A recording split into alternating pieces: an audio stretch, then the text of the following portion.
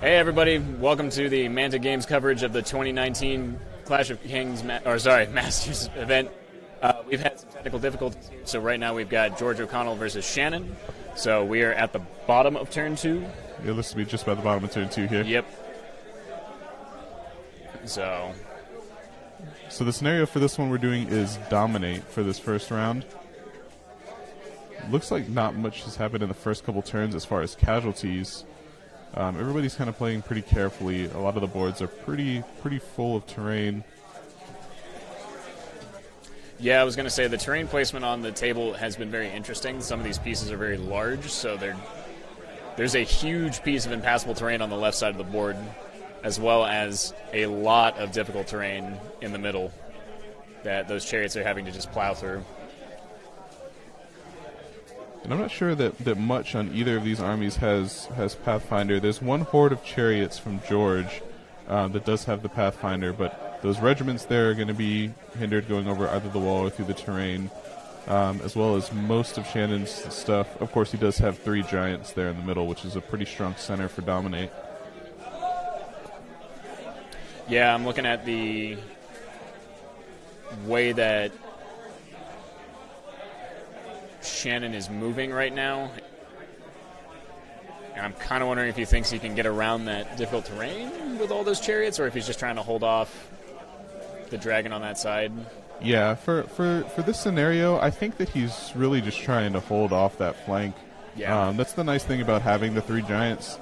They could just walk into the middle of the zone and counter even just one of the chariot hordes with their unit strength. And then, as you can see there behind the giants, we've got 2 hordes of rabble, another regiment of rabble there off to the left of the giants. Yep. So Shannon's got quite a bit of unit strength that can just walk into that zone. I think the chariots are doing their job right now, keeping that left flank secured. Yeah, and if it comes down to it, those giants in a one-on-one fight will probably beat the Twilight Chariot hordes if they can get a charge off. Absolutely. They just gotta push forward. So, but he can wait. The one dragon from George, actually 2 dragons over there on the right-hand side, are definitely going to be interesting here in the later game. Yeah. It seems like everybody's kind of just really taking their time, not wanting to overcommit anywhere. But once we get down into turns 4, 5, and 6, that right flank is potentially going to be some trouble for Shannon. It's worth noting it's a little bit difficult to see with just the height of the camera, but the Basusu is on the far left, having charged a second chariot horde now. He charged the first one in round 1 or 2, or the beginning of 2, I believe. And now he's moved Basusu to charge the second chariot horde. Right, so he's down there in front of the chariot horde represented by the purple Arachnot.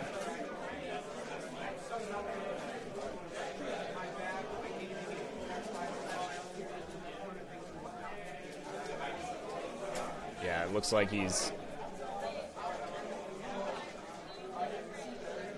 And interestingly, we'll have to find out whether or not that Goblin Mega Blaster down at the bottom of the screen, whether or not that was a casualty. Oh, it looks like we lost the Spitter Horde there for Shannon on the right-hand side.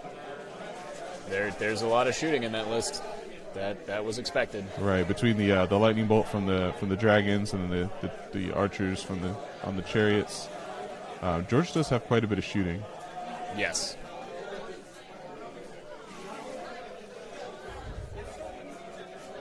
Looks like now we've got some shots coming in onto the other chariot horde, the blue spider horde. Yep.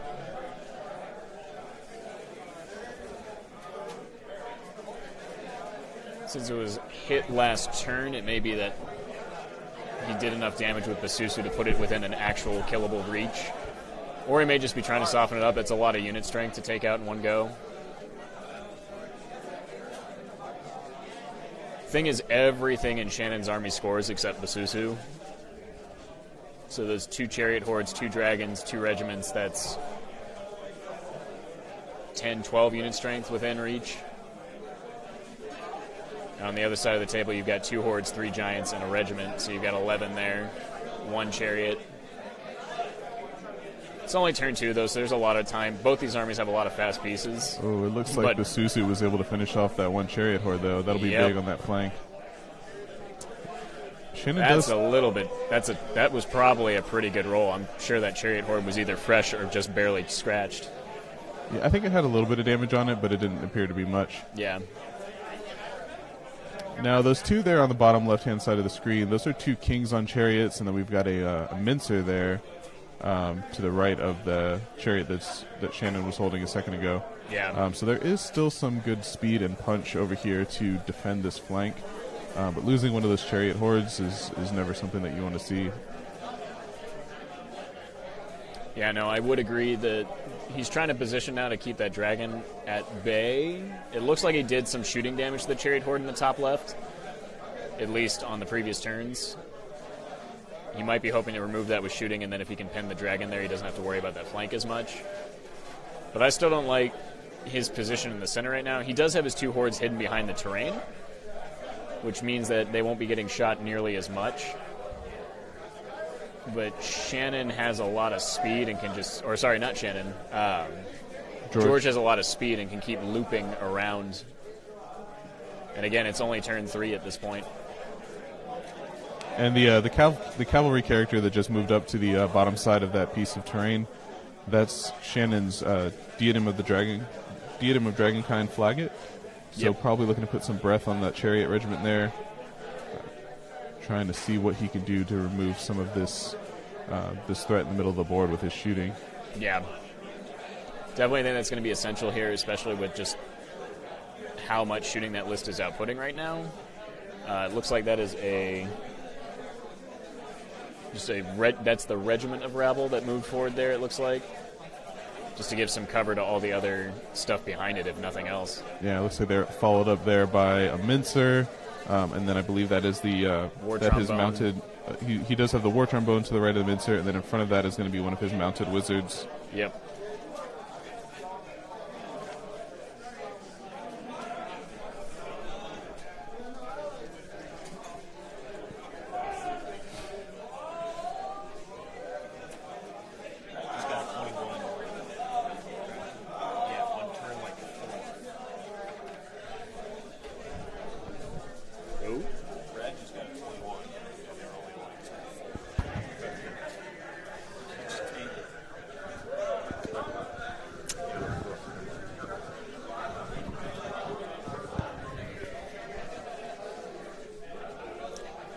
We are switching over now to the only other game that we have that is semi-functional right now. This is Cory versus Alex. Alex. So Cory has been pushing up the middle of the field. He's been using the terrain to keep things in line. And I think that the terrain here is really benefiting Cory a lot. This wasn't one that had a ton of shooting other than the Ifrits. And it looks like the terrain is preventing the combats that Alex really needs to grind through these rats from happening. We've got there in the middle of the board to the gray unit there with the red infantry on it. That'll be the lower abyssals from Alex, and then it looks like his Molochs to the right of that. We've got on the far left side, we've got a regiment of tortured souls and 2 regiments of succubi. Coming from the right, going in, we've got the Archfiend, a regiment of tortured souls, a regiment of succubi, and then the Well of Souls, I believe, is there in the middle behind the lower abyssal horde. Yeah. On Cory's side, it looks like he's moving up one of his blight hordes. The other horde there to the left, on our view, is the other blight horde.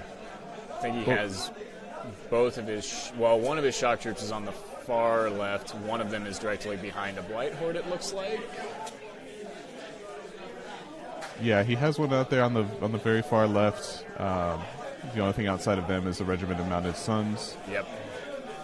And then I think it is a tunnel slave horde there with the tunnel slave regiment behind. The unit he's moving now is one of his shock troops. And then 2 regiments of tunnel slaves to the right of that. With what appears to be the last unit of shock troops, and then mounted sons over there, with all of the claw shots in the top right corner. Yep. They have good line of sight from... It looks like there's just flat terrain and then the hill, and that's it. So they have line of sight all the way to the center. They aren't going to be able to see the height 1 succubi, but they will get some good shots off on the height 2 infantry and Well of Souls and the character. It looks like that Archdemon is possibly just out of arc of at least 2 of the claw shots, but not the 3rd one. So, even so, those front 2 would have to be shooting through cover from the Mounted Suns being height 2. Yeah. I think Alex has positioned him, the Archfiend, in a very, very smart position to come up if he has to go into the front of those claw shots. Yeah. All right, let's jump back over and take a look at George and Shannon. Yep. So back at George and Shannon's table, it does look like Shannon has put a decent amount of wounds on George's top left chariot unit. So, and one of those giants we have committed there against the regiment of chariots that's next to that blocking piece. Yep. It's interesting to bring that one out with so much threat still on the right-hand side of the board, but if he can start to put pressure there, especially with potentially getting those chariots sometime soon, swinging that left side of the board will be really useful for Shannon. Of course, there's still a dragon on that side to deal with, but if he can make any sort of swing to address the stuff on the right, that would be to his benefit, and he needs to do that soon. Yeah. Does look like the giant got a... No, this is not the giant. This is... No, it is the giant. This is a giant. It appears like it did pretty decent damage. Yep. And good picks amount up of the hits. regiment of chariots. Actually picks it. And that's going to give him a huge amount of control on that side of the board right there. He'll have good options for flanks next turn unless those chariots try to address.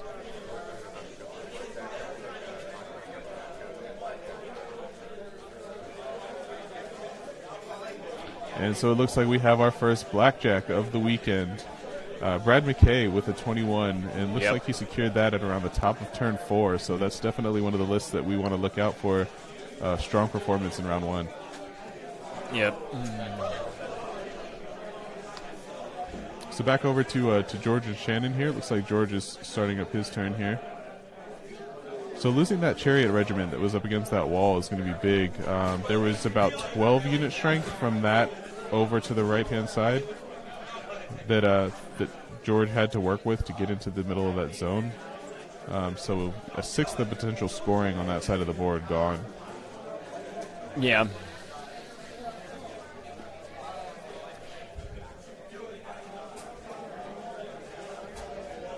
I'm actually a little curious if his dragon on the right-hand side of the board, bottom right, has charges against those giants or possibly wants to just fly around them at this point. Because it's kind of hard to tell on the angles on those giants, but he may be able to actually skirt. I think Shannon is positioned to where if George wants to come up to the flank with that dragon, he may be able to do that without being in line of sight of anything. It's difficult to say. The giant in the center that's between the spitters and the other giant, the angle that he's on might be able to cover most of that dragon's movement. And I think both giants are positioned in such a way that if a dragon does come into the face of them, it's going to have to land in the forest, which if so was smart positioning by Shannon.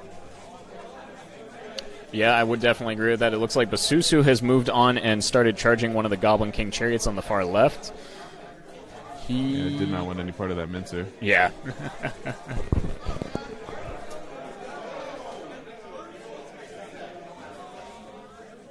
We've got shots coming in from George. Yep. Curious as to where they are going. I think those are. Oh no, those are regions. Yeah, regions on Basusu there. So.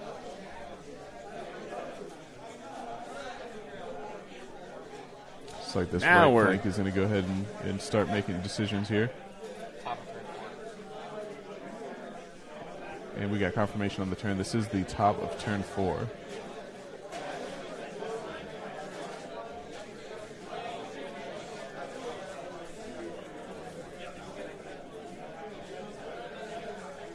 It's interesting. It looks like George is taking a look at this giant. I wonder if he's considering a charge. Seems like it would be ill-advised. Oh, he's backing out. He wants to make sure that giant goes in the front. He cannot afford another flank there. Right. He doesn't have dragons in position to intercept. Now that positioning for me is interesting. Oh, here we go. We've got the horde to try to assist, and that must be the horde with the Pathfinder. That makes a lot of sense. It cuts off one of the options for the giant to push into that other regiment. Since the giant's height 4, it's not going to get any cover from that fence, which means if he puts enough shots in it, assuming that second horde on the right can actually reach all the way over there, which I believe it can, at least from this angle, he might be able to just delete it with lightning bolt and shots. I mean, it would still be difficult. The giant is fresh, and both of those chariot units did have to move in order to get the shots. Hitting they on wanted, 5s so. is definitely going to weaken that chance. But if the giant can tank some shots for a while, he's in a very good position. Nothing wants to come into him against that wall in combat.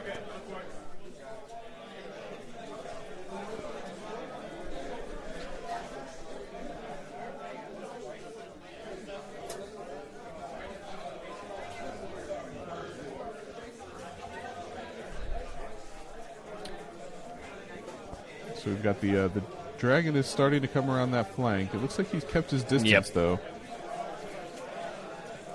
It's like mostly just looking for lightning bolt right now. Yeah, with the shooting advantage on that side, there's really not much pressure for George to engage. Yeah, before he's ready. With the spitters gone, there really isn't any shooting coming from Shannon back at him to that right flank. So George playing it carefully on that side is probably the smart thing to do here.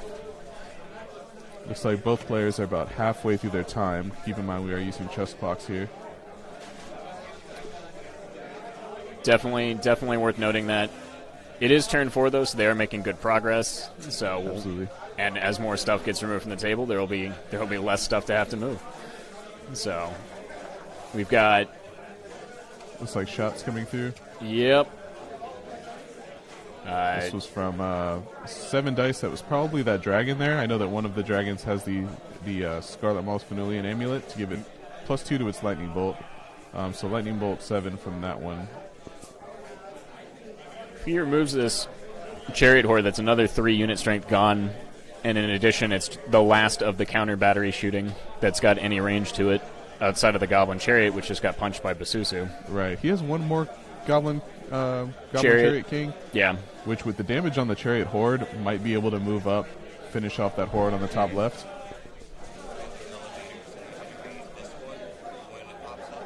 Looks like George is looking for arcs on this chariot.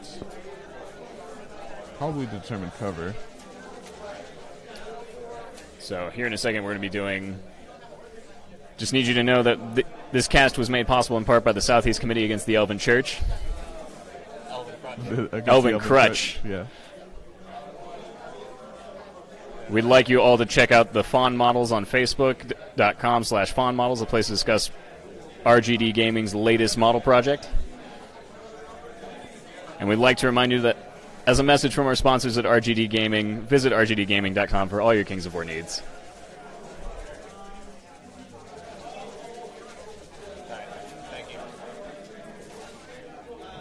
Big dice coming through here. This is probably one of the chariot hordes, it looks like. Mm-hmm. Pulling out 6s, so he looks like he took the shot at the chariot horde.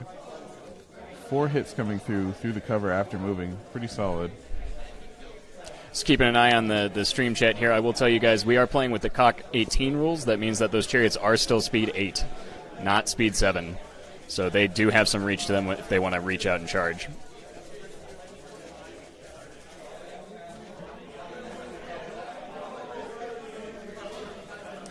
Shots from one of the other chariot hordes here. Oof.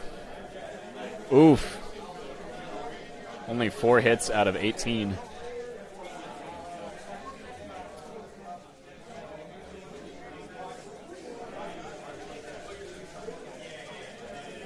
This is going to be some lightning coming through.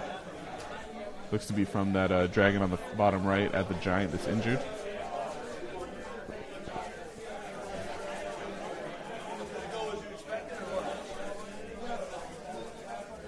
Couple more damage coming through. That giant is hurting. Yep.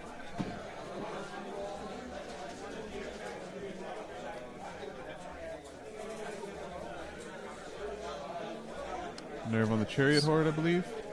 Looks like a 7 and an 8. Looks like he you got it. Is gone. That is the last Big counter battery.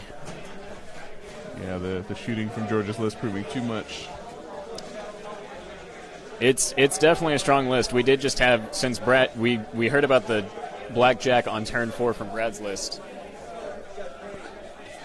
And this list is very similar. It does run a comparable amount of shots. The only thing it's missing is a 4th dragon. So I would not be surprised to see, maybe not a blackjack, but definitely a pretty hefty win still. I don't know. It is dominate. That's true. Getting those templates into the middle of the board. Yeah. Chariots are definitely very wide, very big. Take up a lot of space. Getting them all into that zone can be a challenge. We lost one of the giants from Shannon as well, it looks like. Yeah. So that's pretty big. That was a big part of what was holding off that right-hand side. So Shannon needs to do something big before he gets overwhelmed over there. Yeah. It's very difficult for him to commit, though, with the 2 dragons just staring at him. If those giants want to go in and punch chariots, he's got flanks on any direction at this point. He can reposition those dragons when he needs to get...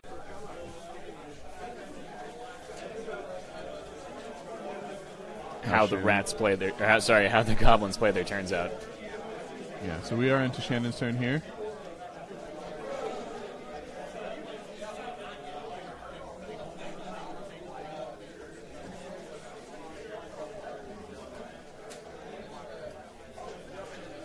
Looks like he's thinking carefully about what to do here in the middle of the board. It's a pretty precarious situation for him.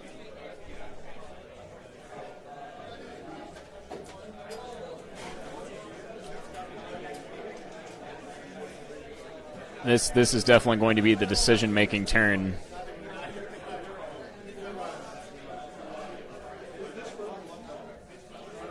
Now, if the giant has range to that chariot horde, that would be an interesting option to just put it in there.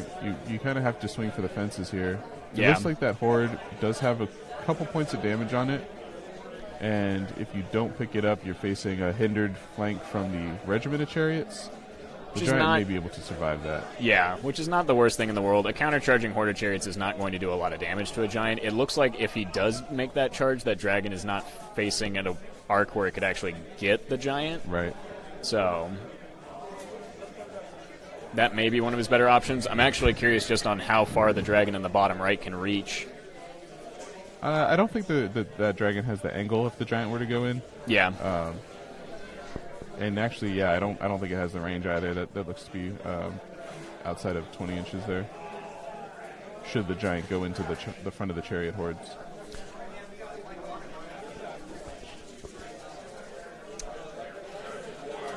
For those wondering about the other 2 games, the Cory Alex game is still progressing. It looks like they're on turn 3 or 4 right now. And the Ray Shields and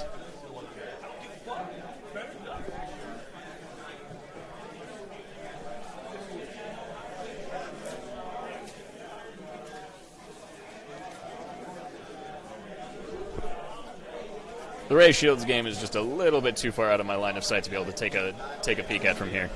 So looks like Cory and Alex though have clashed in the center of the board there though. It does look like it is lower abyssals in the woods into the front of some blight, so that's not going to progress too quickly, too well. Not for his favorite. Yeah, definitely not his favorite charge there.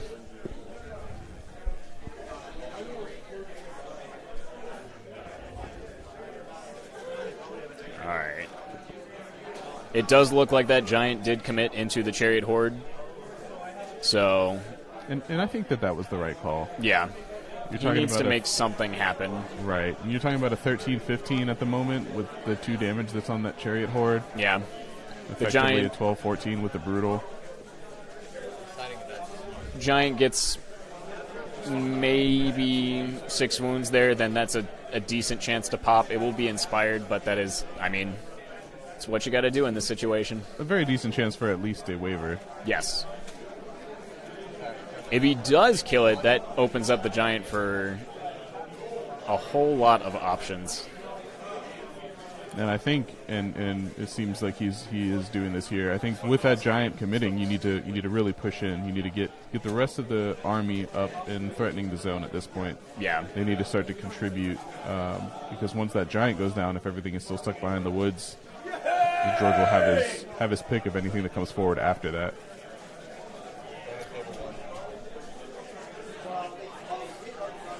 All right, and we have a side view here of table 1. It looks like the Archfiend is committing against those Mounted Sons. I believe they're sitting on a wall, though, so that'll be a hindered charge for the Archfiend into the Mounted Sons from Alex.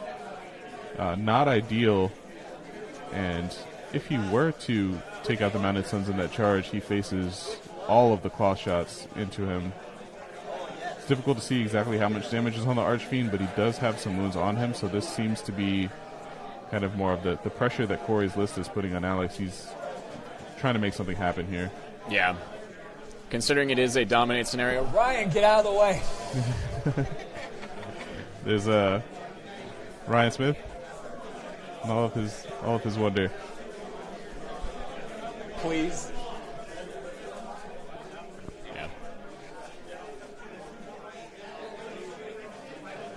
Yeah, considering the scenario is dominate, it was probably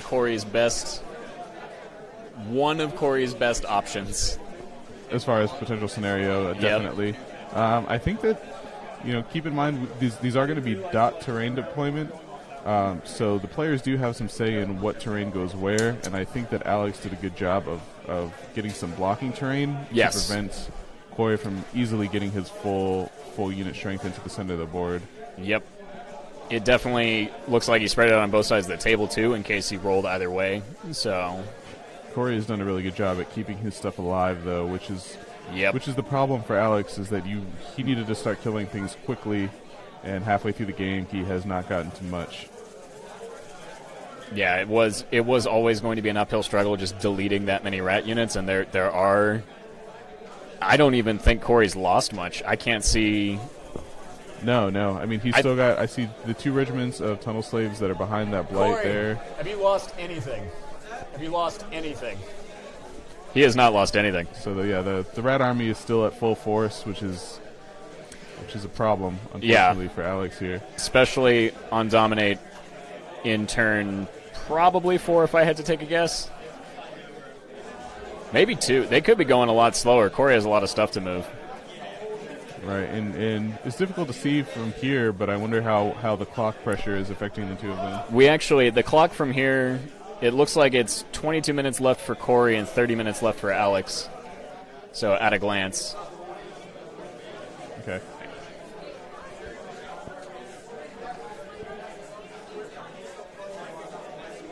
So, definitely a little bit of pressure on the clock for Cory there, being a full 8 minutes behind Alex at this point. It's part of having to move so many different models in such a congested and really tactical way here. Yeah. So we have the Well of Souls from Alex is moving up. I don't believe that it's committing to a fight, but it is moving up into the middle of the board here.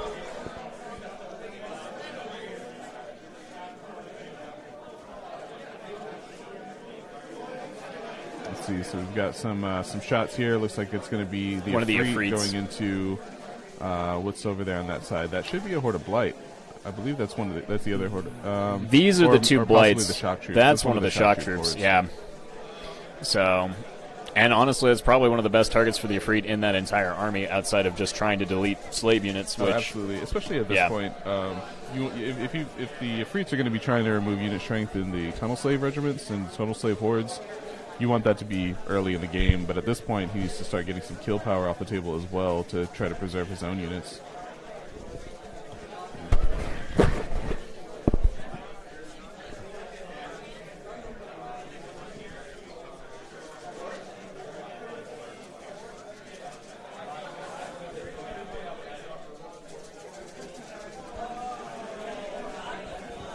Let's see how this goes.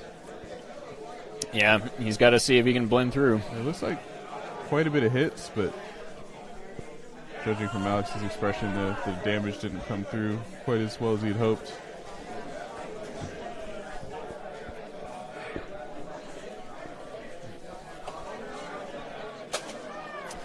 That nerve roll did not look to be a waiver.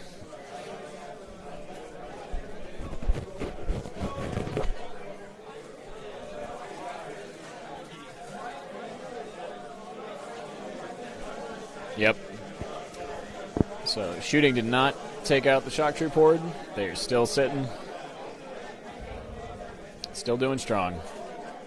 I'm interested to see how this combat goes for Alex over here on the right-hand side. I'm not sure where they're starting, but the Archfiend into the Mounted Suns is going to be a big one.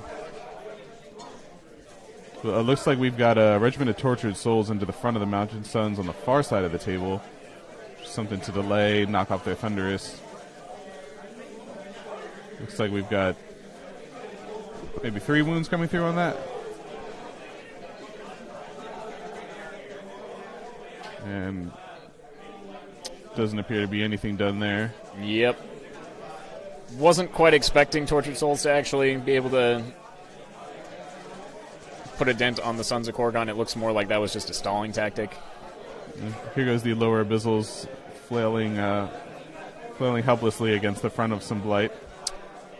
It looks like they actually got a decent amount of hits. They did pretty well. That looks to be about 10 or so, maybe 9 or 10. Yeah. Wow, it was quite an attack. It's going to be interesting to see how fresh that unit is. Oh, that's not the Blight. Oh, is that not? That's a unit of slaves behind the Blight that he's also fighting. I see. So okay, so the lower abyssals haven't made their shot yet. Yeah, that was probably a unit of Succubi. This is probably the lower abyssals, and that's more what we expected. That looks to be it. Oof! Only a single hit. Well, it does do the damage, and you got to start somewhere. Yep, that's 1 down, 22 nerve to go. Luckily for Cory, though, it looks like that tunnel slave horde that was fighting the Succubi held from that first attack. Yeah. It would have been pretty big if he was able to pick those up, if Alex was able to pick those up and swing the Succubi to the flank of the Blight. Doesn't appear he was able to do so. I don't know if he could have done that safely either. Right next to that is that horde of shock troops. He would have had... If he turned the Succubi to face the Blight, then he's got a horde of shock troops on the side. There's so much stuff. That's true. There's so many things to consider. Cory's doing a great job of layering his lines. He does have that second line to come up and fill in the gaps if things fall. It's a really well played and well designed list.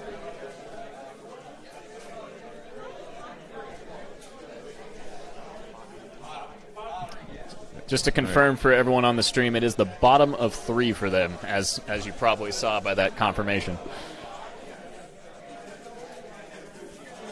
All right, this looks to be the Archdemon maybe on the left. Does look like it did some damage, but they are still there. He doesn't appear to have actually sent them in alone. Possibly the other Tortured Souls regiment in there? Yes, there is a Tortured Souls regiment on the other side of the Archdemon. The angle on this camera is a little bit funky. We are having some technical difficulties with cameras 1 and 3. But yes, there is a unit of Tortured Souls there. Looks like they got about 4 hits. So, but that's not probably going to be enough nerve to bust that unit.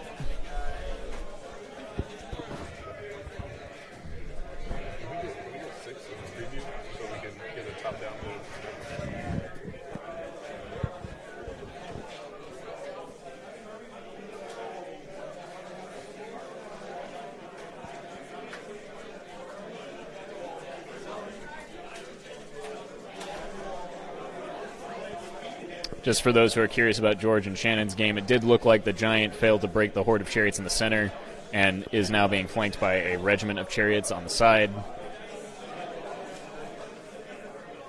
And that both of the dragons have committed into the rabble. Yep. So we've got one dragon into each horde. That could certainly spell trouble for Shannon. The one dragon into the front one is hindered. It still is not something that the rabble are going to get through too easily.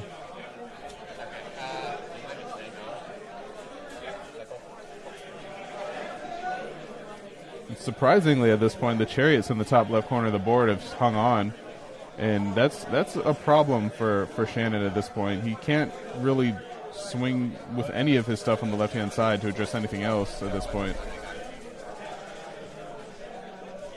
Yeah, if Shannon's units get stuck out of the dominate zone, then it's over. But at the same time, if that giant holds against the chariot horde and the regiment, that's a lot of unit strength that's also not going to be able to make it to the zone at this point, which only leaves the one horde. So it's still looking. It's close. Yes, it's definitely closer close. than it was last turn. That giant charge definitely helped. So, and it definitely put a lot of pressure to remove some of the shooting that was definitely bogging down Shannon's army. Right. Now, not counting the dragons, which can always jump into the zone, till the end of the game, but might be blocking up more unit strength by staying down to the bottom. If we don't count the dragons, it looks like with the chariots that are there, we're talking 8 potential unit strength for George. He'll take a big hit if the giant can survive here and pick up one of those chariots. Yep, especially if it's the horde. So, and I don't think a single regiment of chariots is actually going to be able to kill the giant as long as the giant didn't take too much damage there. It looks like it's about 8? 8 or so, yeah. But, with the giant having fury, as long as he's still alive, he's coming back into one of those chariots. And if he takes out that horde, that regiment is only going to get 4 attacks to the front. He can't really present his side to the second horde, so... I mean, he'll probably be taking the same charge, but it's a good trade for Shannon if he can pick up the chariot horde. Yeah, losing the giant. 1 unit strength for 3 is always good in dominate. Net 2 unit strength in the center of the board, plus some of George's shots off the board. Add to that the fact that the chariots are probably going to want to try to come into the giant and melee to finish it off, as opposed to relying on bow shots into cover. Yep. So that'll be even less shooting in that potential turn, assuming the giant can pick up those chariots. It does look like on the left-hand side, Basusu is continuing his reign of terror. He deleted, if I had to assume, it was either a Mincer or another Goblin Chariot King. That was one of the Goblin Chariot Kings. One of the Goblin Chariot Kings. So he has been doing work this game. He's been doing the things that Basusu does. Yep.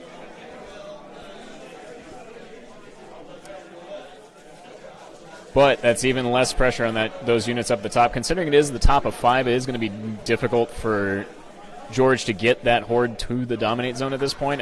I assume only that dragon's going to be able to make it. He can't march that chariot horde through the difficult terrain. And if he does, he needs to do it now. So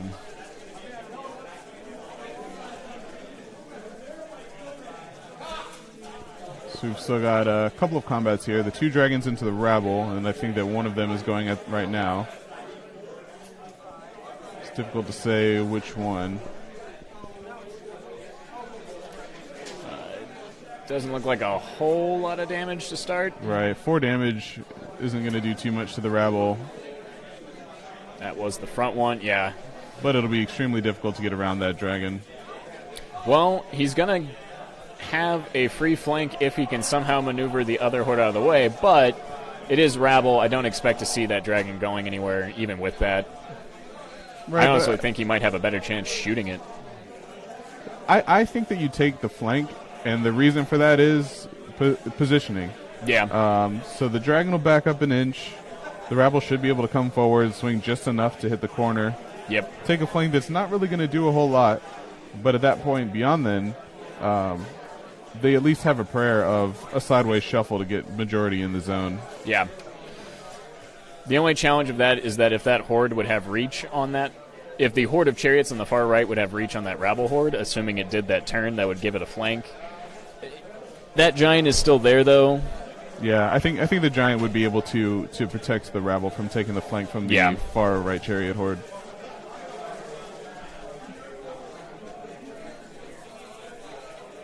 Oh, are we doing a shimmy?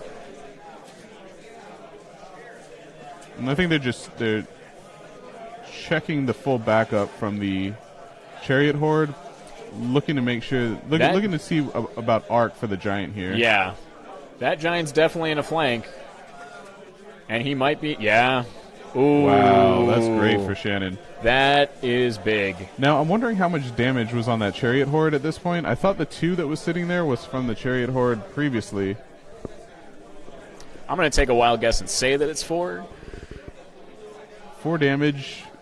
Do you like the giant in the flank getting support from the other giant. I kind of would think that you would send that one in alone and try to pick up the regiment with the other giant. I mean, I know how I roll my giants, and if you're going to roll 4s, you want to make sure you have as many 4s to roll as possible. You can swing really hard either direction. And even a flanking giant, if you roll a 1, is only 14 attacks. Assuming that chariot horde is low enough, you could only get 7 wounds, probably 6 wounds, and then it's iffy enough that it becomes a risk. So just making sure, doing the overkill to make sure that that horde goes away, I think is really important here. He'll still have both giants there. He'll still have them in the way of both the regiment and the other horde.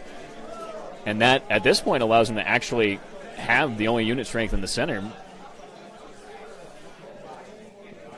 So that Cav character that moved up to the top left of the water feature there, he does have the Diadem of Dragonkind. So, and there's a Wiz there as well. So I guess the thought here is to pick up that regiment with shooting. Yeah. Take out the horde with the other 2 giants. Bring the giants to face the threat from the right chariot horde, or to threaten the giant down the dragon down the bottom rather. Yeah. So Shannon appears to be set up pretty well here. You know, you never know what dice will do to you, but this could be a very big turn.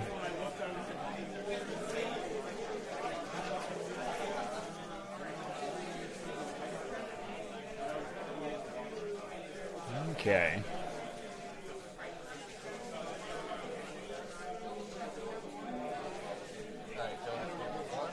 Switching back over to the Alex and Cory table. I don't know if anyone can tell, but if you couldn't tell, which you probably can't, Cory still hasn't lost a single unit in his army.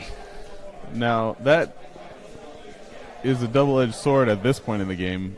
He's looking at 15 minutes left on his clock with about half the game left to go. Yep. He's going to have to really pile through these turns, throw all the dice. He might as well just start throwing units in front of things instead of charging them so he doesn't have to roll.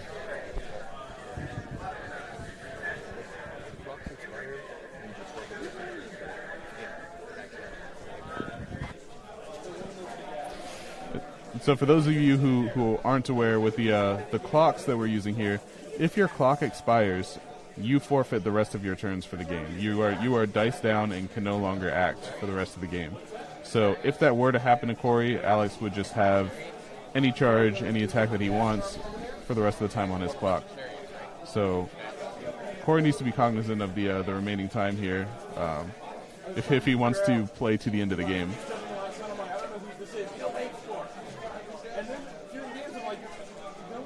Yeah, I would agree.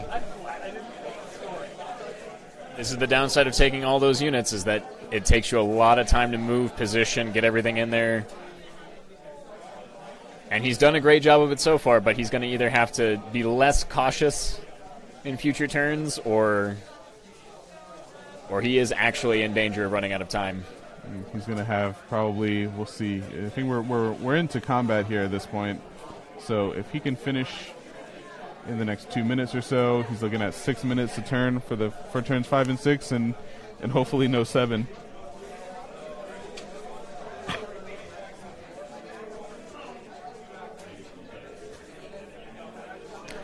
At the end of the day, though, if he just dumps unit strength in the center of the table, it may not matter if his dice have to stop rolling.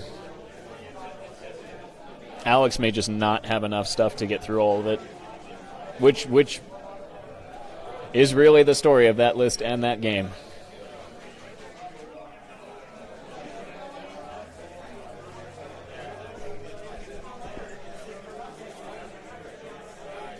Just trying to get a little bit of a better angle there. It does look like the Sons of Korgon countercharged and took out the Archfiend. So that is one more piece that cannot run to the center to put some unit strength in it. And with the scoring method that we have here, you have attrition as well that's going to come into play on top of scenario. So picking up big things like that, like the Archfiend, is going to potentially get Cory some more points here if he can build up a solid points lead.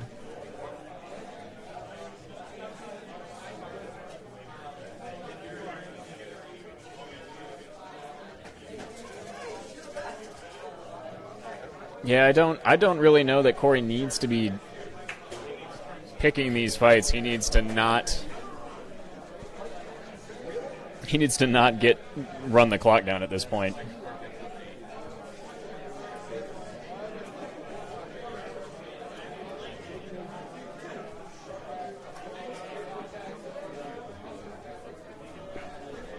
Looking top down, it does look like Alex has the Horde of Lower Abyssals and a single Succubi unit on the left facing off against a Horde of Slaves. I do not know if the second Succubi unit is on a hill facing off against another Horde of Blight and another Horde of Slaves, or the other Horde of Shock Troops, rather, on the right-hand side.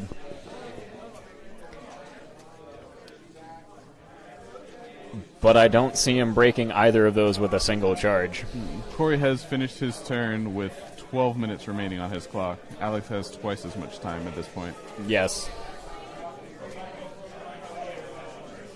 Cory has about 5 minutes for the remaining 2 turns of the game.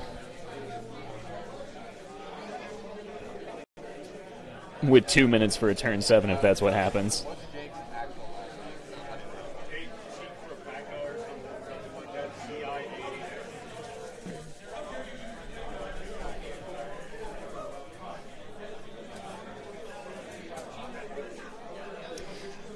That game is this one's a little bit less exciting to commentate, y'all. It is a lot more grindy. So we're gonna flip back over to the George and Shannon game. So the shooting from Shannon is coming through at this point. It looks like he's done some good damage onto that chariot regiment with his breath. 5 damage from the breath. It's pretty solid. Looks like we've got some more shots coming through here. Looks like Wizards is starting to add up. 3 more, yeah. 9 could definitely pick up that chariot regiment. They don't have any inspiring at the moment. Yep, 13, 14. No inspiring. That is actually a very good shot. And it looks like we have our second blackjack of the tournament. Adam Ballard taking a 21 here in the first round. That shooting is going to be a problem for a lot of lists, and it looks like it came in strong against Ashley here in the first round. It's bound to happen. We knew that some of them were going to happen. We knew that some of those matchups were definitely going to be really, really uphill struggles for some armies. And I thought I was much more in the favor that this was going to be one of those with the way that George's list is built, but Shannon is doing a really good job in countering things. It does look like he picked up that chariot regiment. He's picked up the Horde off the top left. The Horde, yeah. This could potentially be 3 different units of chariots going down in this turn. This could be a huge turn for Shannon. Yeah. And with only a single Horde left and the 3 dragons, that's all the unit strength he has left. 6 unit strength is not going to be enough to hold that center as long as he can get one of those dragons out of the way. Really, at this point, the chariot horde is going to have a tough time getting to the center through a fresh giant and then followed up by the other injured giant. He's got at least 2 more turns of combat to get through it, and that's with taking some damage from these giants. Yeah. If those giants can clear up that horde in this next turn of combat, it's going to be extremely tough for George to get much other than, probably 2 unit strength. I really don't even expect him to get all 3 dragons into the zone without giving up more by allowing those hordes to get free. It's also worth noting that because he sent in those dragons, they're now in danger. Like, they're going to take melee damage. They're not going to be able to fire out their lightning bolts. He doesn't have another way to pick up the second giant outside of the 1 dragon he has on the left. If he swings that dragon in for a lightning bolt, he might be able to pop the giant, but it's only at 8 right now.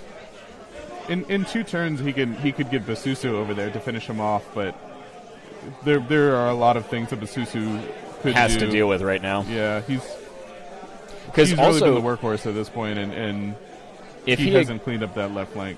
If he ignores those chariots, those chariot characters are 1 unit strength apiece. There's still 2 Mensers and a Goblin Chariot King, and those could easily get to the center of the board by turn 6. Absolutely, yeah. It would be a bad trade for George if Basusu and that chariot start heading to the middle of the board together. He probably will send Basusu to deal with that chariot before anything else. Yeah. Chariot Kings are low nerfed, so it is quite possible that he'll be able to pick that up in one go. He might swing the dragon into it and then hope with Basusa and the dragon to guarantee it, turn the dragon to get to the center, but at that point, I mean, he needs that dragon to take... He needs to get rid of one of the giants. A chariot horde to the front of one giant is not going to kill it.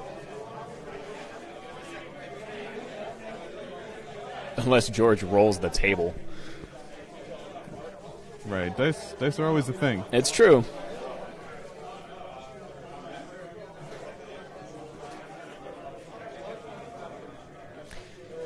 Looking now, it does look like... Did they pause their clock? Yeah, I noticed that as well. It doesn't look like they've had their clocks running for a little while here, so... It's one less thing for them to worry about, I suppose. But I don't think this one was in much pressure of them running out of time. It's been a bloody battle. Yeah. I say that they really didn't engage much in the first 2 turns, but yeah, once it happened, everything started to kind of fall. Does look like that dragon's going to move in, try to put pressure on.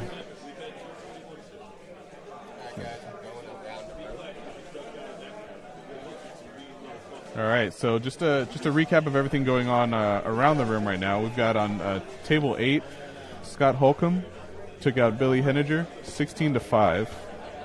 And then on table 10, Aaron Chapman needs a turn 7 to avoid a loss to Jake.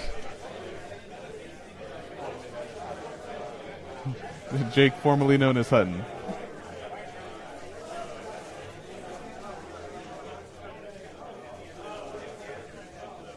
So George is swinging this chariot around. He's not even going to try to come into the front of that giant.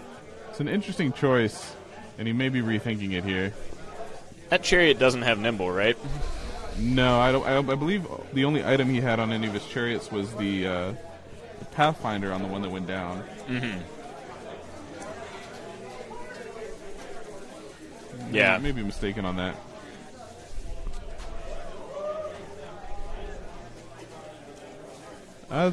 The way that it's moving, it possibly does have nimble. So it looks like he took a couple pivots to get to where he is right now. Yeah, he still has a giant to the front, though. I don't think it's possible for him to get out of arc of both.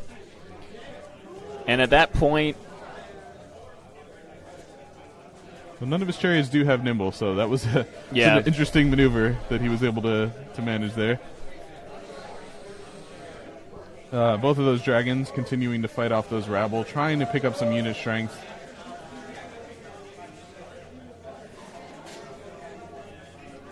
I think George's goal with moving that chariot the way he did was to get shots to maybe finish off the injured giant. That does appear to be what the case is, probably combined with the lightning bolt from the dragon. Interestingly, George went after the back of that one mincer there with the Susu. Now, I'm not sure. Is that Goblin Mega Blaster that's down there lurking in the bottom? Is that still alive? Is that still alive? I believe it is. Interesting. I don't know why it's been there the whole game. Yeah. Maybe he was trying to save it in case the dragons came in and he could get a charge off, blow it up with that. Well, with as much shooting as George has, you either save it or you just charge it forward to absorb some shooting. But you have to keep it away from everything if you're not going to charge it forward. So it makes a little sense that it was kind of isolated back there by itself, but yeah, maybe it'll get to charge into Basusu or just run at him and explode. It would be very funny to watch Basusu get taken out turn 6 by a Mega Blaster. So that said, Basusu in the rear of a Menser is probably enough to actually remove the Menser. Mensers are only 10-12s. And it's Basusu, so... Just quick update on Alex and Cory's table. Alex is now down to 16 minutes in the same turn. So the amount of dice he's having to roll to get into combats against all these rats is starting to catch up with him on the clock as well. Yeah. I do not think they're actually going to be able to finish out their turn 6. I think they're going to have to stop at 5. Yeah, it's quite possible. Which really, it looked like Cory was going to be in a bad way with clocks, but if they both time out very close to each other, then it really may not end up punishing him that much. Yeah. Looking back at the George and Shannon table, it does look like he's trying to take shots at the regiment, which I actually think is the better idea. I think removing that second giant doesn't actually help him as much. That's only 1 unit strength. And if he missed, then he was going to be in trouble anyway, and he was already going to have difficulty getting around the giants. Plus, Shannon has a number of characters he could throw in front of that chariot horde to prevent it from being able to get to the center at this point. Yeah, it'll be difficult for that chariot to get anywhere after this. Yeah. He just does not have enough stuff to there's too many pieces left for Shannon to throw where he needs them to be. Especially with Shannon having the bottom of the turn. Yeah. George has to be really, really thoughtful about how he plays this last turn, because Shannon will have the ability to just move away from him if he doesn't pressure him too much.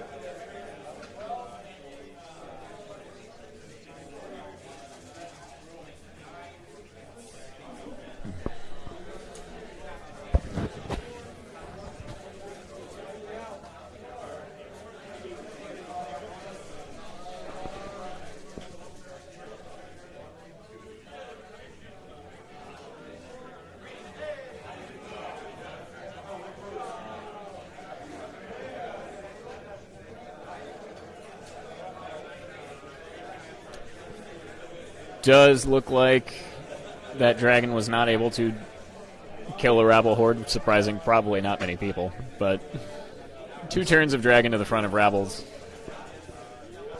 Still, that's really huge. Yeah. Coming down to the end of this game, because that means that dragon has nothing else to do. Yeah. This is the top of 6 here, so he might get a 7 to back up into the zone if he's not in already, but he's not going to be able to turn around and threaten anything in the middle of the zone any further. He's stuck blocking the rabble now. Basusu did in fact continue his rambunctious rampage and did pick up a Mincer. He took out that poor Mincer, but now the Goblin chariot, the Goblin King chariot rather, has a good shot of getting to the center. Yeah, he's got an opportunity to get to the center of the board. Probably not on this turn, but if it goes to a 7, he can get there. Of course, Basusu still could swing around and hit him. Yeah. And the Goblin Chariot does have his bow as well. It's hard to tell how much damage is on that the dragon that's in the woods. There's at least a couple points of damage on it. Yeah. But you never know with the shooting that's left. There's a few different sources of breath, the Goblin Chariot, and then the Wizard. And they don't have many other things to shoot at beyond that injured dragon. Yeah, there's with no damage on that chariot horde, you're not going to pick it up with just shooting. I do think putting the giant in there is the right idea. That giant is probably already in the center of the board. The giant into the front of the chariot horde, you mean? Yes. Yeah. And that should keep that unit out. Yeah, and most likely the one giant into that chariot horde is going to be plenty. Yep. Because you really are just trying to knock off its Thunderous and keep it out of the zone. It shouldn't be able to take out that giant without its Thunderous charge in the following turn. It looks like we're going to try to put some shots here onto the dragon that came over from the left flank. Yep. And we've got a Mincer going through the woods here, but it's going into the flank of the dragon. And a giant from the rear. That giant was actually facing the other direction. That giant was facing the rear of that dragon. That is a problem for George. If George gets a turn 7 now, I can't see him not winning this game. Basusu might have to throw himself in front of the horde. I think you meant Shannon there. I don't know how George can win this game at this point. Yeah. If he picks up the regiment with the dragon, maybe, but then it's a stretch. He just doesn't have anything left to put in the center. And it's hard to tell exactly where the center of the board is here. I think that both giants are in the zone. The red Mincer possibly is also in the center of the zone. So that with the Rabble Regiment puts, 5 unit strength for Shannon at the moment in the center of the zone? To George's 1 dragon. To George's 1 dragon. Possibly 2 dragons, but that's assuming that dragon survives a rear charge from a giant. That dragon most likely does not have long for this world. So. A rear charge from the 1 giant and a flank charge from the Mincer. The Mincer, I am not sure if it cares about the terrain on the charge.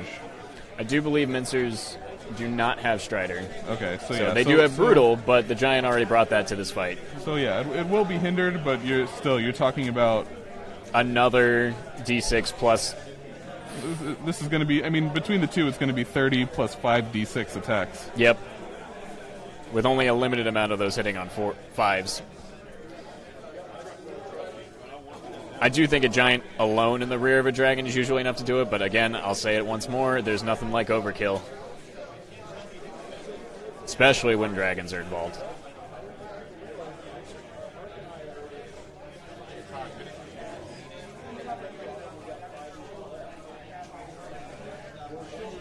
Shannon is going to bring this Goblin Chariot King towards the center of the board and see if he's able to... I don't believe that bush that he ran into is actually on the board. I think it was a tree that they pulled from one of the forests. It is definitely just one of the trees from the forest. That turn was a little bit sharp, but I think he's got it. So, well, I'm not sure that he went out the double there. He is speed 9. That's fair. Yeah. Well, that was kind of a long move. I don't think the slight few degrees on the angle matters that much at this point for that, though. I don't think that Goblin Chariot is actually quite in the center of the board yet either, so it's just out.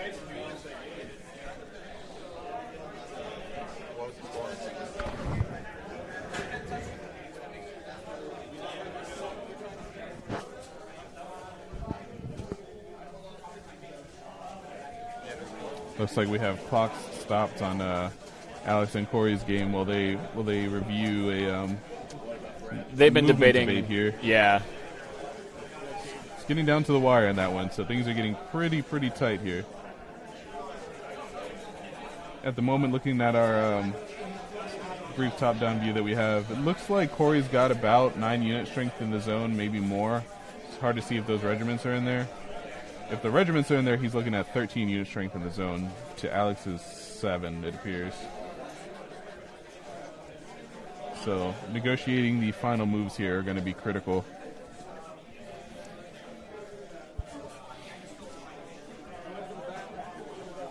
So Shannon here is starting his attacks. Yeah. It looks like he's doing some spell casting. it does look like Jake beat Aaron over on that table. We're waiting for the scores to be officially presented, but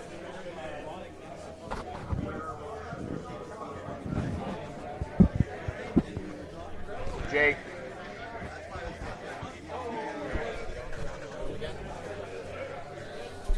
And another quick view around the room. It's a win for Nathan Clevenger against Mark Bryson. That'll be 14-7 on that table. Mike Rossi defeated Robert Brandon 14-7. And then we've got Jeff is beating Brenly currently at turn 5. It looks like it's pretty well in hand for him, but we'll follow up on the end of that one. And Jake C. did in fact defeat Aaron Chapman. So we're still waiting for the actual score, but looking from here, most of Aaron's list was off of the table at that point.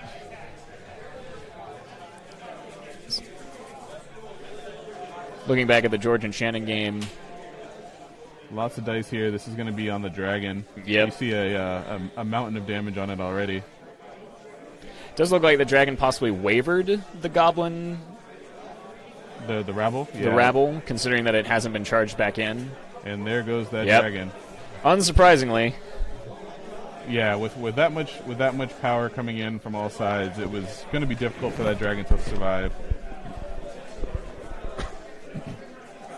I doubt that we have many new or inexperienced players watching the stream, but if you are new or inexperienced playing Kings of War, don't let things get rear charged. That's just a general rule of thumb. Bad things happen. Dragons disappear in this case. It's like flank charges are sometimes okay, but rear charges generally never a good thing. Especially not from a giant. Not from a giant. So, yeah, at this point with that dragon going away, if I do not think George can pull it back. And that's the 30-minute warning from Ryan there before the end of the round. Like we've said, though, most players here are playing on clocks, so they're generally doing pretty good on time. Speaking of time, though, the clocks have started again in Alex and Cory's game, and Cory's sitting on 8 minutes now and counting during his turn, with Alex sitting at about 13 minutes. Yep. I'm going to check the Shields game. The third game.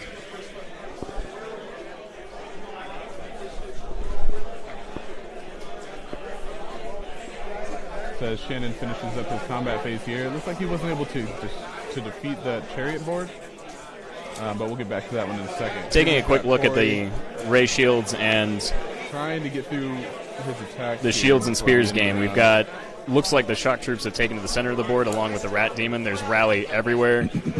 There hasn't actually been a whole lot killed on either side. So from what I can see, we've got Knights engaging shock troops left and right, a Giant engaging shock troops. Only one horde has actually been taken out, but the center of the board is actually relatively vacant, so I could not tell you who is currently in the lead. But if I had to guess, just because of the shock troops positioning, Ray has a slight advantage currently.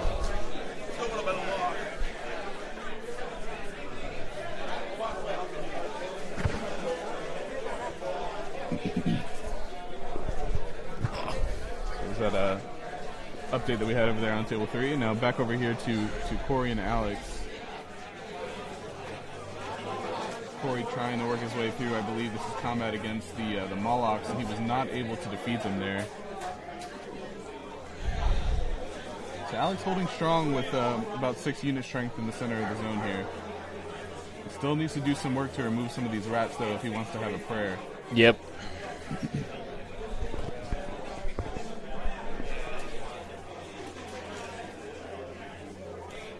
Just so y'all know, we are trying to get a little bit of coverage of the Ray Shields and the Shields and Spears game.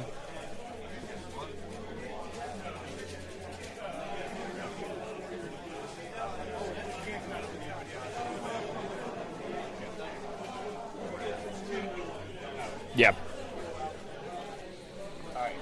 Okay, so this is going to be a bit of a jump. All right, so we have, this is the Ray, the Spears and Shields game. That's what I'm calling it. So it looks pretty tight here coming into the end of the game. It looks like they're pretty close as far as unit strength in the center of the zone.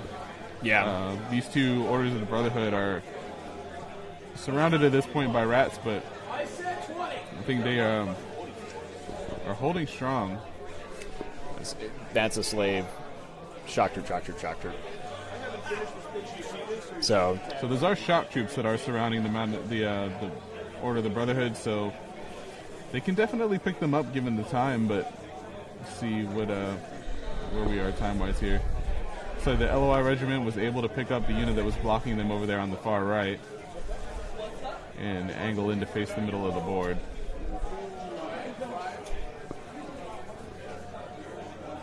Yeah, if that Rat Demon can get in on either of those regiments, that could be very big at this point. That Martyr Horde is probably there to stay, though. I don't see anything that can get a charge off on it currently. Oh, absolutely. And I believe that template that they're sitting in is a forest. Yes. So they're dug in right there in the center of the board. Yeah, in fact, the only thing it looks like that could actually have a chance of getting them is one of the other Brotherhood units in the top right, which will probably dive on the center. As long as that Forsaken Beast can hold off the shock troops for one more turn.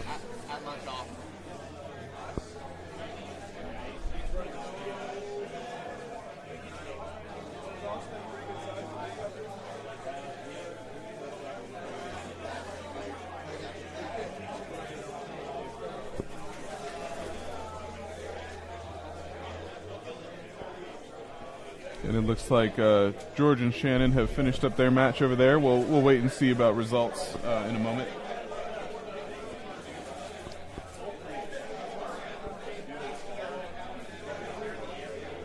Currently, it's a little bit hard to tell which units are fighting which, just because there's so many concurrent combats in this game. If I had to imagine, due to the number of dice being rolled, this is probably either the Martyr Horde against the weapon team, or it is the Knights flanking the Blight Regiment. And based on that, it was the Knights flanking the Blight Regiment. The flank there, yeah.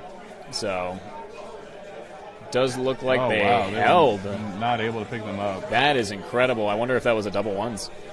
No, I mean, probably wasn't even necessary. 10 damage on the Blight Regiment.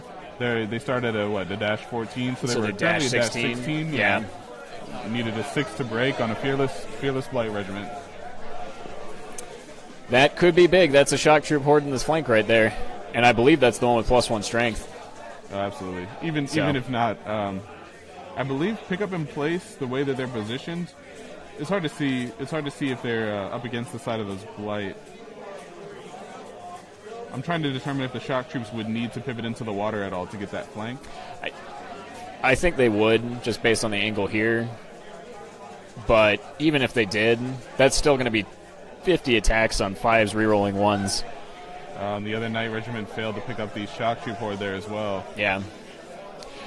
Also, he could always throw in the Rat Demon on the side and just shift the shot. Yeah, here we go, see? Yeah. Shock troops in. Shock troops into the flank there. Does that give the Blight enough room to turn into the front as well? From here, it would appear not, just because of how wide. Well, it would be a countercharge, so they would yeah. just need to. They just have to be able to fit. Yeah.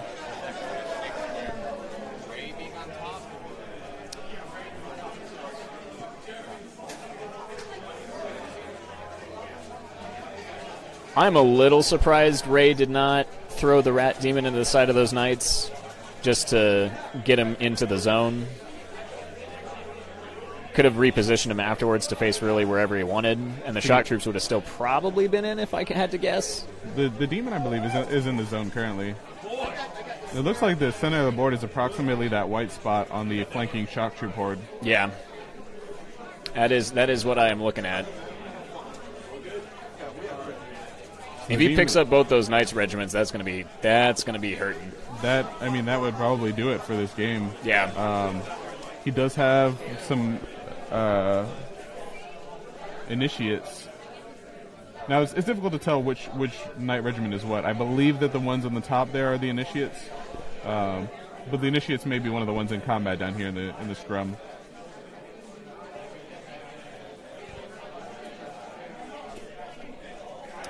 Ray is moving some stuff closer to the center of the table here. I'm actually not 100% sure what turn they're on. If they're only on a lower turn count and they're on 6, okay. If they're on top, okay, so they're on top of 6, so that unit's not going to get there in time. At least I don't believe it will.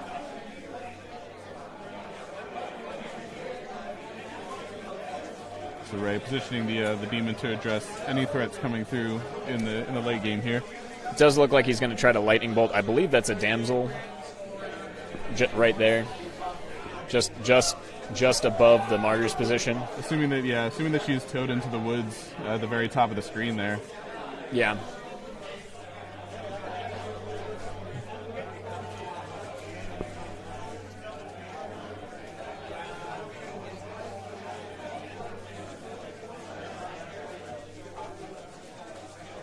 Successful Bane Chant there on the unit that's fighting the Forsaken Beast. Looks to be another successful Bane Chant on the shock troops. And a third successful Bane Chant on the shock troops that are in the flank.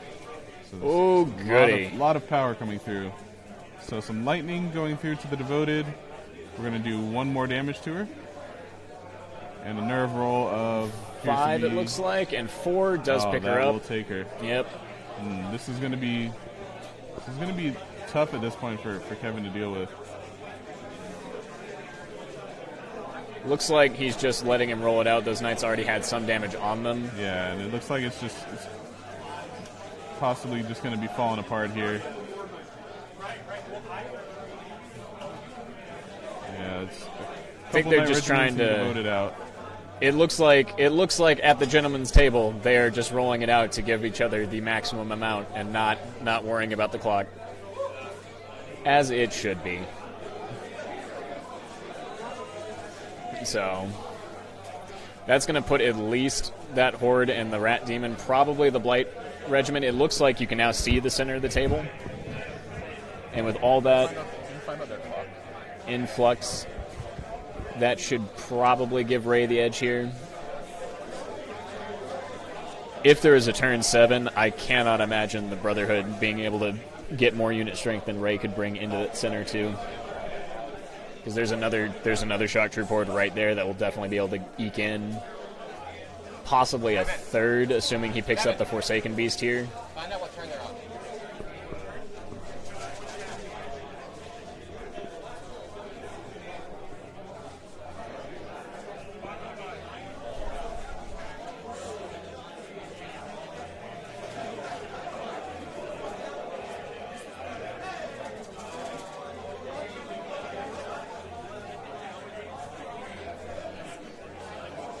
As they do, hitting on 6s, rerolling 1s, that's a little harsh.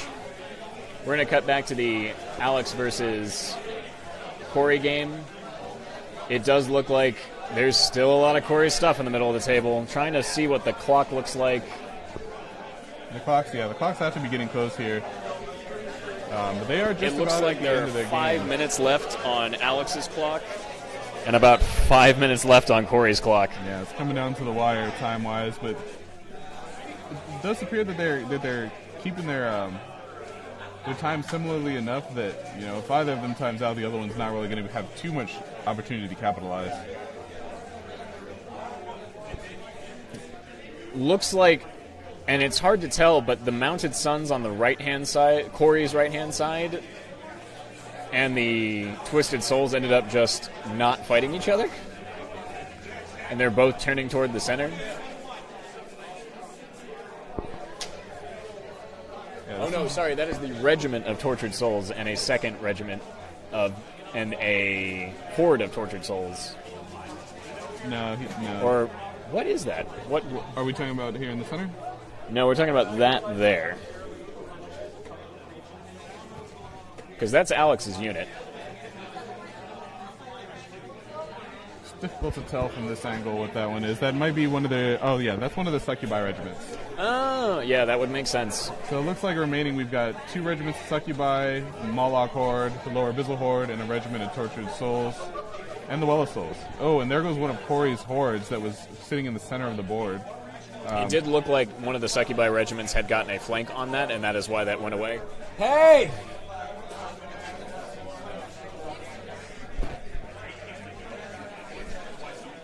Ryan, Poke him.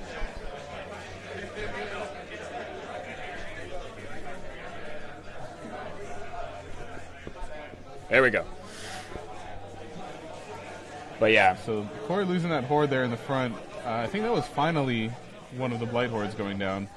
it looks like Alex has done a very good job focusing on punching through just the center and avoided dealing with all the unit strength Cory had on the sides, and that might actually allow him to pull this through, at least to a draw, if not a small win.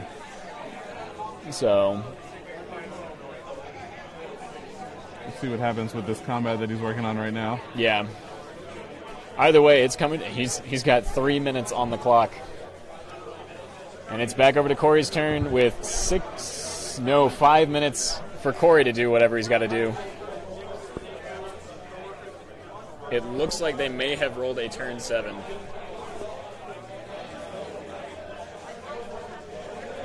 We all know that Alex is now under 3 minutes, so his turn 7 will have to be quick.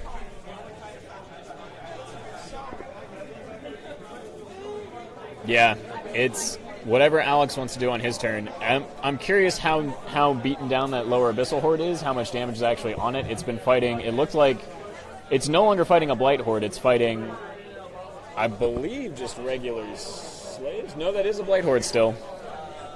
It's the same Blight Horde, actually. It's the same Blight Horde that it's been fighting the entire game. Oof. Looks like there's about 12 damage on it. If that Blight Horde takes out that lower Abyssal Horde, then Cory still has a good shot at this. But as it stands, I think the Molochs and that Horde are balancing things out. And Alex still has the bottom of the turn to get those Succubi into a flank. It kind of depends on how far out that center extends. If it hits that second horde of slaves that are behind the Blight, that's a lot more unit strength there. It's actually going to be really close. This is going to be a tight finish. For Yeah. Sure. Cory has about 3.5 minutes, and he needs to pick something up in the middle of the board here. I think that he really just needs to pick up these Molochs.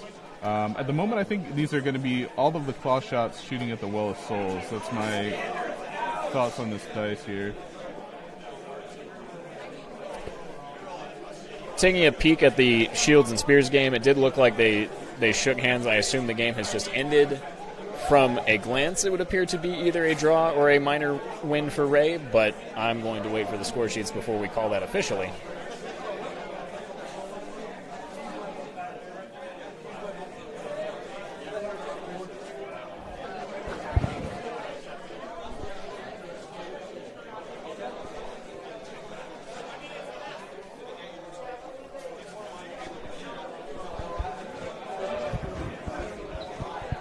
Keeping an eye out here.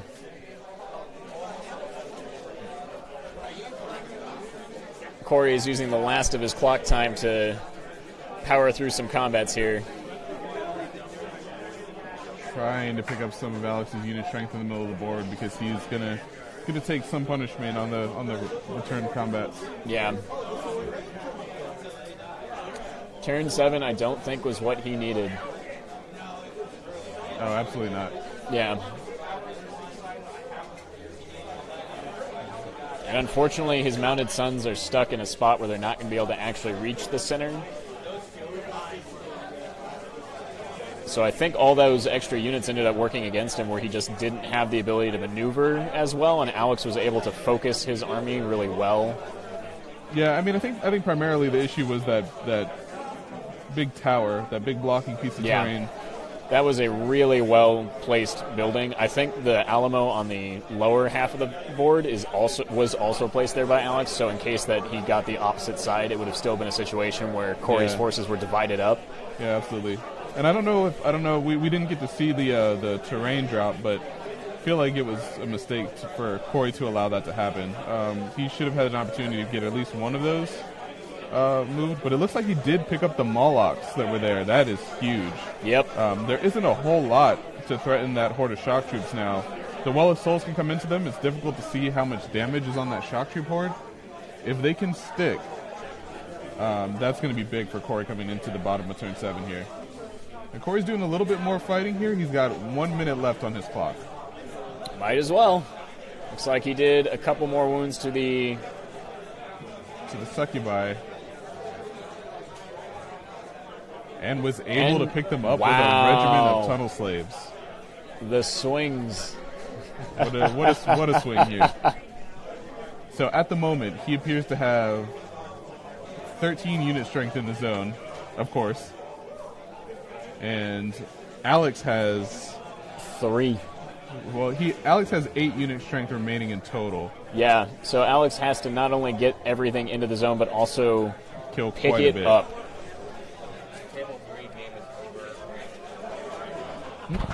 Ray won. And it looks like over there on table 3, we had Ray as the winner. He did pull it off. It looks like he had 6, 7, 8, 9 unit strength make it to the center of the board versus the 3 from the Brotherhood.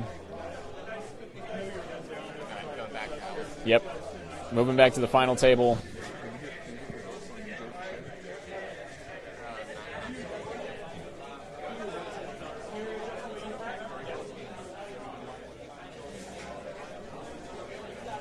So at this point, it's coming down to the hair. Cory's done as much as he can possibly do. Alex has just a couple of minutes left to try to pick up some of these rats. A minute and 30. A minute 30 to roll 60 or so dice. He's got to pick up at least 1 horde, probably 2.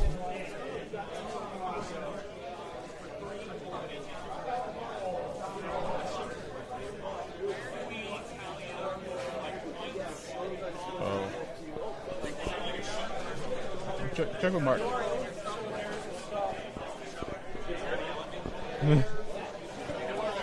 Maybe. Oh no! It looks like Cory lost one of the hordes there. Yep, that might have done it. So a swing right back in Alex's favor on that side of the board. If he can pick still up, puts 10 unit strength for him in the zone. That was the Well of Souls that did in fact pick up the shock troops horde. If he picks up the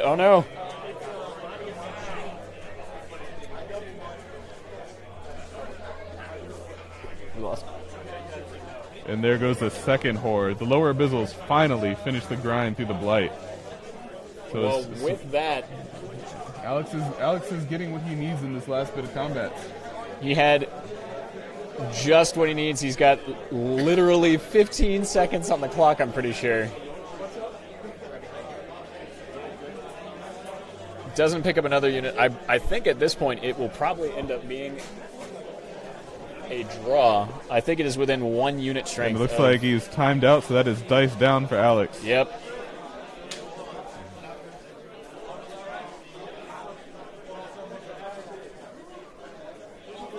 We're waiting to Quite see an how impressive this discussion showing. works out.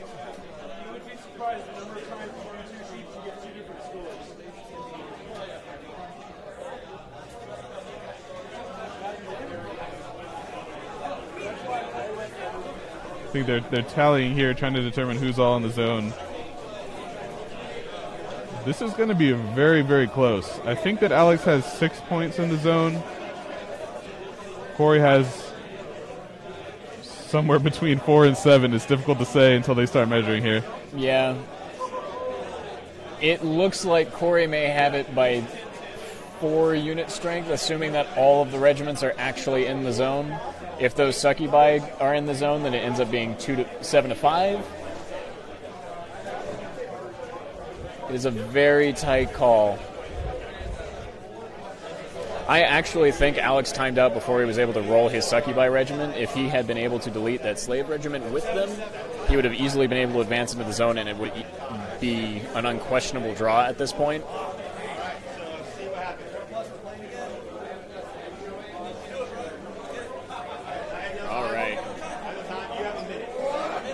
Oh, that was actually turn 6, so they just rolled for turn 7. It looks like Cory will have less than a minute to do whatever he can. They're currently tied on unit strength in the zone.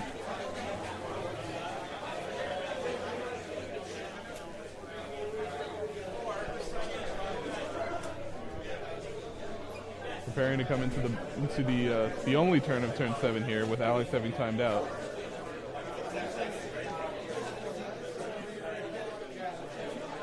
We've got the Mounted Sons going into the Well of Souls. Everybody just pushing it as much as possible. We've got the Mounted Sons going to be combating onto the Well of Souls here. So that apparently was not turn 7, but they rolled a turn 7. A turn 7 with only Cory getting to go. Mounted Sons doing what they can against the Well of Souls. We've got a side clock that they've started between the two of them. And the Well of Souls was picked up by the Mounted Sons. Huge swing here in turn 7. I think with that, it's definitely going to go to Cory at this point. Probably not by the largest margin that he could have had, but... It was, Oh, wait. it was good. What he did with the behind the giant, that was smart. You guys called that one out. No, actually, we didn't call it, but it was good. That was smart. It was good. Bounce out when I was 2 points off. Hey guys, thanks for doing this. Yeah. All right, so it looks like we have finished up here on table 1.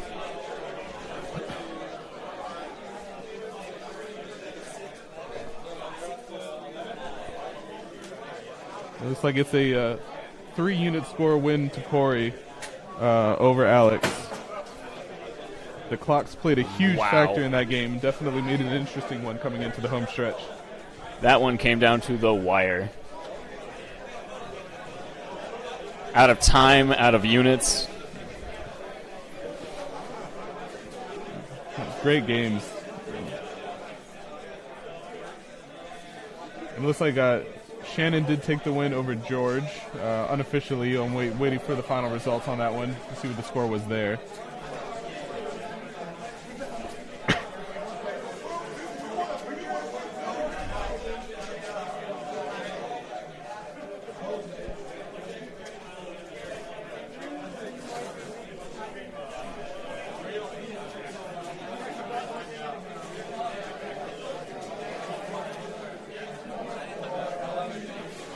All right, looks like we're approaching the end of the round. I know that we were close on time. looking around the room, I see. Looks like we've got a game going on still. Maybe two. Yeah, it looks like there's a few games going on. John Green is finishing up their game.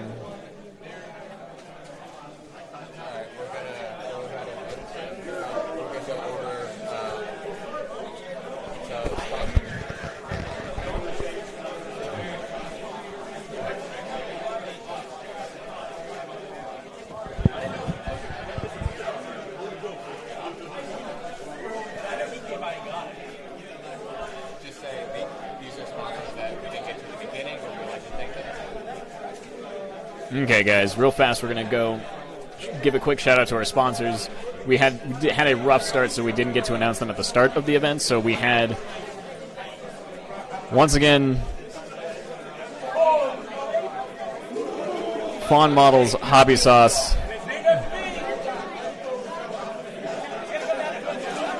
L2 Productions,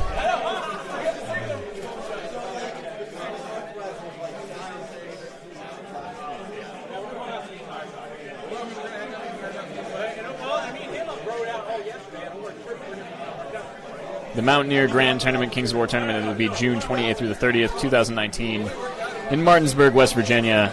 Check it out at mountaineergt.com. RGD Gaming. Visit RGD Gaming at rgdgaming.com for your Kings of War needs. They make a lot of cool stuff. Southeast Committee Against the Elven Crutch. Stop playing elves. Troll Horde Games, Vintage Games, Miniatures and More, now stocking Manta Games products. Check them out at trollhordegames.com. Vanguard Grand Tournament, the Kings of War Tournament, that will be happening April 26th through the 28th, 2019, Fredericksburg. Check them out at the vanguardgt.com. Lady of the Lake GT can be found at lakeswattfantasy.com. Is another Kings of War Grand Tournament. It will be happening July 27th through the 28th in 2019. Go sign up for that. It is a fantastic tournament.